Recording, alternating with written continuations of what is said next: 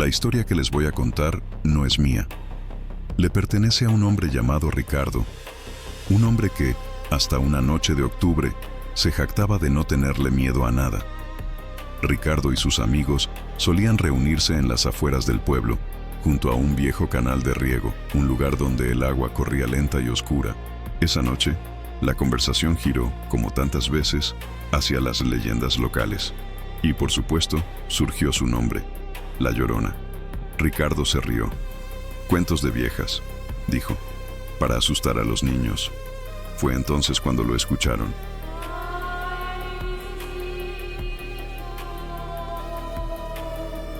Todos se quedaron helados. El sonido era inconfundible, pero parecía venir de muy lejos. «Es el viento», intentó racionalizar uno de ellos, pero su voz temblaba. El lamento volvió a sonar, esta vez un poco más cerca.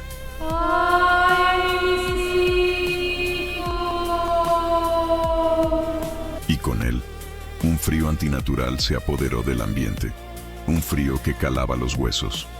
Ricardo, en un alarde de valentía estúpida, se puso de pie.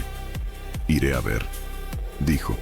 Sus amigos le suplicaron que no fuera, que volvieran al pueblo, pero él no escuchó. Tomó una linterna y caminó hacia la orilla del canal, siguiendo el origen del sonido. Sus amigos, paralizados por el miedo, solo podían ver el haz de luz de su linterna moviéndose en la oscuridad. Vieron cómo la luz se detenía. Apuntaba hacia algo en la orilla opuesta. Desde la distancia, vieron a Ricardo retroceder un paso. La luz de su linterna empezó a temblar violentamente, y entonces escucharon su grito. Un grito ahogado, corto, que fue abruptamente silenciado. La linterna cayó al suelo, su luz apuntando hacia el cielo, y el lamento se detuvo. Sus amigos nunca supieron qué vio Ricardo en esa orilla. Huyeron y no volvieron a hablar del tema. Ricardo fue encontrado a la mañana siguiente, a varios kilómetros río abajo. Su cuerpo no tenía marcas, no había signos de violencia, pero su rostro estaba congelado en una máscara de terror absoluto, y su cabello, antes negro, se había vuelto completamente blanco. Algunos misterios no están hechos para ser resueltos. Son advertencias, y el lamento de La Llorona es la advertencia más antigua de todas. ¡Ay, mis hijos! Un grito que trasciende el tiempo. Un lamento que se ha tejido en el ADN cultural de México y de toda Latinoamérica. Es más que una historia de fantasmas. Es una cicatriz en el alma de una nación, el eco de una tragedia tan profunda que se niega a desaparecer. Bienvenidos. En este documental nos adentraremos en las aguas oscuras de la leyenda de La Llorona. No nos quedaremos en la superficie del cuento de terror. Iremos más allá. Viajaremos a sus orígenes, a las raíces de piedra y sangre de la mitología prehispánica, para descubrir a las diosas antiguas que lloraron antes que ella. Narremos en detalle la versión más conocida, la desgarradora historia de la madre traicionada durante la época de la colonia, explorando la psicología detrás de su acto atroz y su condena eterna. Escucharemos las innumerables variaciones de su leyenda, cómo su historia cambia de pueblo en pueblo, de país en país, adaptándose a los miedos locales. Y finalmente, escucharemos los testimonios modernos de aquellos que, como Ricardo, juran haber oído su lamento en la oscuridad, probando que La Llorona no es una reliquia del pasado, sino una presencia que sigue vagando por nuestras noches. Este es el expediente de la mujer cuyo dolor se hizo eterno, la madre cuyo amor se convirtió en horror. Esta es la verdadera historia de La Llorona. Mucho antes de que los españoles pisaran este continente, mucho antes de que se construyeran las iglesias sobre las ruinas de los templos, un lamento ya recorría el valle de Anáhuac. No era el de una madre mestiza, sino el de una diosa. Los historiadores y antropólogos han encontrado un vínculo innegable entre La Llorona y varias deidades prehispánicas, pero una de ellas resuena con una claridad escalofriante: la diosa Cihuacóatl, la mujer serpiente. Cihuacóatl era una de las deidades más antiguas y complejas del panteón azteca. Era la diosa de la tierra, de la fertilidad y del parto, pero también era una diosa guerrera, una protectora feroz, y sobre todo, era una diosa de malos presagios. Se decía que emergía de los lagos por la noche, vestida de blanco, con el pelo suelto, y vagaba por los mercados y cruces de caminos, llorando y gritando. Su lamento no era por unos hijos perdidos, era por todos los hijos de su pueblo. Porque Zihuacóatl, la madre de la humanidad, fue uno de los 8 presagios funestos que anunciaron la caída del imperio azteca. Fray Bernardino de Sahagún, en sus crónicas, documentó el testimonio de los ancianos que escucharon a la diosa en los años previos a la llegada de Hernán Cortés. Escribió: muchas veces se oía, una mujer lloraba, iba gritando por la noche, andaba dando grandes gritos: hijitos míos, pues ya tenemos que irnos lejos. Y a veces decía: hijitos míos, ¿a dónde os llevaré? El paralelismo es innegable. Una mujer vestida de blanco que llora por sus hijos de noche, cerca del agua. Zihuacóatl fue, en esencia, la primera llorona. Su grito no era de culpa, sino de advertencia. El lamento de una madre que veía el terrible destino que les esperaba a sus hijos. La conquista, la guerra, la pérdida de su mundo. Pero, ¿cómo esta diosa, este poderoso presagio de imperios, se transformó con el tiempo en el fantasma solitario de una madre infanticida? La respuesta, como tantas otras en nuestra historia, se encuentra en la herida abierta de la conquista. Con la caída de Tenochtitlan, un nuevo mundo nació. Un mundo de castas, de amos y siervos, de conquistadores y conquistados. Y en este nuevo orden, la figura de la diosa Zihuacóatl fue suprimida, demonizada, pero su lamento no pudo ser silenciado. Se transformó, se adaptó, y encontró un nuevo rostro en la tragedia de una mujer. La versión más famosa y extendida de la leyenda de La Llorona sitúa su origen en la época de la colonia. Aunque su nombre cambia de relato en relato, algunos la llaman Luisa, otros María, la esencia de su historia es la misma. Era una joven indígena o mestiza, de una belleza tan impactante que cautivaba a todos los que la veían. Se enamoró perdidamente de un noble español, un hombre de alta cuna y promesas fáciles. Él también quedó prendado de ella, y vivieron un romance apasionado pero prohibido, oculto de la rígida sociedad colonial. De esa unión secreta, nacieron 2 o 3 hijos. Ella dedicó su vida a ellos y a su amor, esperando el día en que él cumpliera su promesa de matrimonio. Pero ese día nunca llegó. Para el noble, su amor era un capricho, su futuro, un asunto de linaje y poder. Y ese futuro no incluía a una mujer de sangre indígena. El día de la traición llegó como un rayo en cielo sereno. Él le confesó que iba a casarse, pero con una dama española de su misma clase social, para asegurar su estatus y su fortuna. Le ofreció a Luisa dinero, una casa, todo lo necesario para que ella y sus hijos vivieran cómodamente. Pero en secreto, como un error que debía ser escondido. La mente de Luisa se quebró. La humillación, el dolor de la traición, el ver a sus propios hijos, prueba viviente de su amor, reducidos a una vergüenza que debía ser ocultada, fue demasiado. Consumida por una locura de dolor y venganza, tomó una decisión impensable. Una noche despertó a sus pequeños hijos. Los llevó de la mano hasta el río que corría cerca de su casa, el mismo río que había sido testigo de sus encuentros secretos con el hombre que amaba. Y allí, en las aguas frías y oscuras, en un acto que desafía toda comprensión, los hundió, uno por uno, silenciando para siempre la prueba de su amor y su vergüenza. Cuando el sonido de las burbujas cesó y el silencio del río se hizo absoluto, la realidad la golpeó. El velo de la locura se rasgó y vio lo que había hecho. El horror la consumió. Corrió por la orilla del río, gritando los nombres de sus hijos, arañándose el rostro. Su grito, ¡ay, mis hijos!, se convirtió en un lamento que desgarró la noche. Al día siguiente, su cuerpo fue encontrado flotando en el mismo río. Pero su historia no terminó ahí. Su espíritu, dicen, fue rechazado en las puertas del cielo, condenado a buscar los cuerpos de sus hijos por toda la eternidad. Su tormento humano había terminado, pero su existencia como el espectro más temido de México apenas estaba comenzando. El lamento que nació en los lagos de Tenochtitlan no se quedó quieto. Como un río, fluyó a través del tiempo y la geografía, y en cada pueblo, en cada ciudad, Su historia se nutrió de los miedos y las tragedias locales. La leyenda de La Llorona no es monolítica. Es un espejo roto en 1000 pedazos, y cada fragmento refleja un rostro diferente del mismo dolor eterno. Viajemos a la opulenta y colonial ciudad de Guanajuato, con sus calles subterráneas y susurros de plata. Aquí, La Llorona no es una indígena traicionada, sino una mujer de la alta sociedad. Su nombre era Doña Olanda.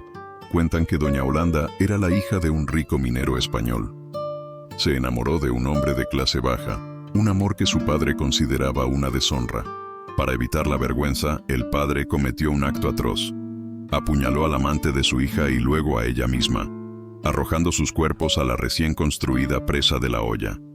Desde entonces, los habitantes juran que, en las noches más silenciosas, un lamento desgarrador surge de las aguas de la presa. Es Doña Olanda, llorando no por sus hijos, sino por su amor perdido y su vida robada. Aquí, el lamento no es de culpa, es de injusticia. Regresemos ahora a los canales de la Ciudad de México, a Xochimilco. Ya hemos explorado la macabra historia de la Isla de las Muñecas y la obsesión de Don Julián. Pero hay una teoría, un susurro entre los locales, que conecta ambas leyendas. Algunos creen que el espíritu que atormentaba a Don Julián, el de la niña que él juraba haber encontrado ahogada, no era otro que el de la Llorona en una de sus formas más jóvenes y trágicas. O quizás, el lamento que se escucha en los canales no es solo de una, sino de muchas almas perdidas. Y el de la Llorona es simplemente el más fuerte, el que logra atravesar el velo, y su grito no conoce fronteras. Si cruzamos hacia el sur, la leyenda muta y se adapta. En Colombia, la Llorona es a menudo descrita como una mujer con el rostro desfigurado o como una calavera, vestida con harapos sucios. Su lamento sigue siendo por su hijo ahogado, pero su naturaleza es más depredadora. Se dice que roba a los niños que se portan mal o que andan solos por la noche, confundiéndolos con el suyo. En Venezuela, la leyenda a menudo se fusiona con la de otras mujeres espectrales. Se la asocia con el espíritu de mujeres que murieron trágicamente en el parto. Su llanto no es de culpa, sino de la angustia de una madre que nunca pudo abrazar a su hijo. Aquí, es un símbolo del dolor más profundo que una mujer puede experimentar. Doña Olanda, el espíritu de la isla, la ladrona de niños, la madre en pena. Tantos rostros, tantas historias. Pero si escuchamos con atención, más allá de los detalles, el núcleo del miedo persiste, inmutable. Siempre es una madre que ha perdido a sus hijos, ya sea por su propia mano o por la crueldad del destino. Siempre hay una conexión ineludible con el agua, un río, un lago, una presa, un canal, el agua como cuna de la vida y como tumba, y siempre, siempre, representa un peligro para los vivos, especialmente para los niños o para aquellos que viajan solos en la noche. Estos son los rostros de la leyenda. Pero, ¿qué sucede cuando la leyenda deja de ser un cuento y se convierte en una experiencia? ¿Qué pasa cuando el lamento deja de ser una historia y se convierte en el sonido que escuchas justo fuera de tu ventana? Los mitos y las leyendas son el eco de miedos antiguos, pero algunos ecos se niegan a desvanecerse. Se aferran a nuestro mundo, se manifiestan en nuestras noches más oscuras y nos recuerdan que el pasado nunca está verdaderamente muerto. La Llorona no es solo una figura de los códices o de los cuentos coloniales. Para muchos es una experiencia, una voz, una presencia. Estos son algunos de los innumerables testimonios modernos de aquellos que juran haberse encontrado con el lamento eterno. Testimonio 1. El camionero. La carretera federal 15D de noche es una cinta de asfalto solitaria que corta la oscuridad. Miguel, un camionero con 20 años de experiencia, la conocía como la palma de su mano, pero una noche de martes, vio algo que no estaba en ningún mapa. Eran casi las 2 de la mañana. Lloviznaba. A lo lejos los faros iluminaron a una mujer en la orilla. Llevaba un vestido blanco, empapado, y hacía señas desesperadas. Pensé que había tenido un accidente. Reduje la velocidad y me orillé. Bajé de la cabina, listo para ayudar, pero no había nadie. La carretera estaba vacía, el aire helado. Pensé que me lo había imaginado, que el cansancio me estaba jugando una mala pasada. Subí de nuevo al camión, cerré la puerta, y justo cuando metí la velocidad, Lo escuché. Un sollozo. Venía del asiento del copiloto. No me atreví a mirar. Solo pisé el acelerador y no paré hasta la siguiente gasolinera. Nunca en mi vida he tenido tanto miedo. Testimonio 2. La familia. La familia Morales vivía en una pequeña casa en las afueras de un pueblo de Michoacán, cerca de un arroyo que crecía con las lluvias. Su única protección era su viejo perro, Capitán. Cada vez que llovía, el perro se ponía como loco.